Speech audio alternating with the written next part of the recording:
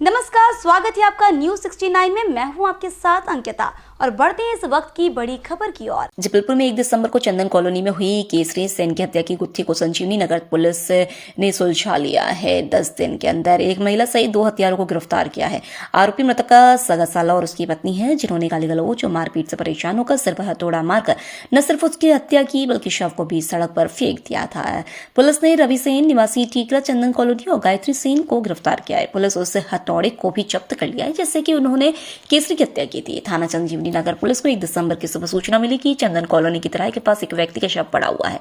उसका सिर पूरी तरह से क्षत हो चुका है। सूचना पर मौके पर पहुंची पुलिस को संतोष सेन ने बताया कि यह उसके पिता का शव है। संतोष ने बताया कि उसके पिता केसरी सेन मजदूरी करते हैं। 30 तारीख को उसके पिता मजदूरी करने गए, जो कि देर रात तक घर वापस नहीं आए।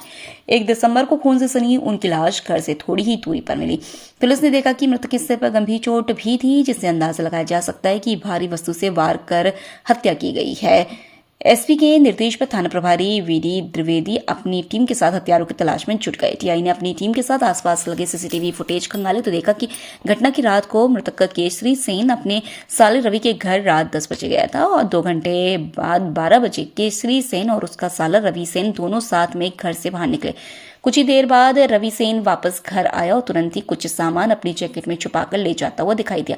पीछे पीछे रवि सेन की पत्नी गायत्री सेन भी जाती हुई दिखाई दी। रवि सेन ने अपनी जैकेट में छिपाकर ले गए हथौड़े से जीजा की चोरी पर हमला कर दिया और हत्या की और फिर शव को सड़क के बीच में फेंककर दोनों वापस घर आ गए। नवंबर और 1 दिसंबर की दरमियानी रात एक व्यक्ति संजीवनी नगर थाने का रहने वाला केसरी सेन, उम्र इसकी करीब 55 वर्ष थी, इसका शव उसके निवास के पास ही चंदन नगर क्षेत्र में चौराहे पर मिला था और उसका केसरी सेन मृतक का जो सिर है वो बुरी तरीके से कुचलने के बाद पूरा खाया हुआ प्रतीत हो रहा था, जो बहुत ही विभत्स लग रहा था और इस जघन्य हत्याकांड से पूरे क्षेत्र में सनसनी फैल गई थी।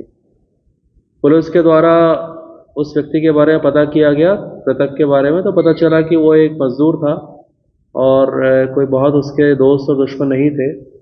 और ये ज़रूर पता चला था कि उस क्षेत्र में सूअर बहुत थे, तो संभवतः ये उसकी मृत्यु होने के बाद सूअरों के द्वारा उसके सिर के हिस्से को खा लिया गया था, जिससे वो बहुत ही अजीब दृश्य दिख रहा था। थाना संजीवनी नगर और क्राइम की टीमों ने लगातार मिलकर काम किया। लगा भी था कि ये कुछ पारिवारिक या आपसी कोई रंजिश का पुराना मामला होगा। उसके दोस्त, उसके परिवारों सभी से पूछताछ करी गई और इसमें फिर उसका सगा साला और उसकी साले की पत्नी, ये दोनों ही मुख्य आरोपी मिले हैं, जिन्होंने पूछताछ में स्वीकार किया है कि इस हथौड़े से उन्होंने उसको वार करके उसको मार डाला था। घटना की वजह बहुत स्पष्ट सामने आ गई थी कि ये जो मृतक था ये शराब पीने का आदी था और उसी मोहल्ले में इसका ये साला रहता था, तो अक्सर ही उनके घर में जाके उनके साथ गाली गलौज करना, उनके घर में जो रिश्तेदार के लोग आते थे, आस पड़ोसी, उन सब से गाली गलौज करना, तो इस तरह से ये बहुत ज़्यादा प्रताड़ित हो गया था। जो मृतक है उसकी पत्नी के साथ भी बहुत ज़्यादा गाली गलौज मारपीट करता था, तो इन सब से त्रस्त होकर घटना की रात में भी इसने यही किया था। तो आरोपी ने बताया कि उससे शुद्ध होकर फिर मैंने ये घटना कर दी थी।